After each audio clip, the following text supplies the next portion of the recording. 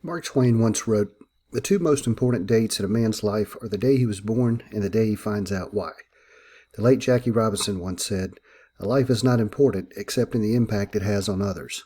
I believe in writing this book I have answered my own why and hope in some way it will have an impact for future generations of car salespeople to come.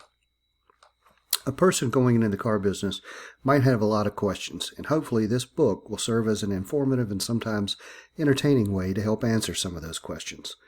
And although it has taken me many years to put together, it was written out of a love and respect for a profession that often is lacking both.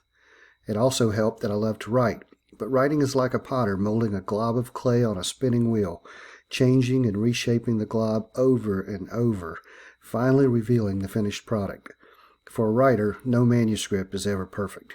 There are big edits to small edits with new thoughts creeping into the script with every rewrite. It can always be better. This book is published in knowing it could have been better, but having it out before I die is probably better than not having it out at all. I guess whether it's true or not depends on if it helps you with your journey into this profession, and I hope it does.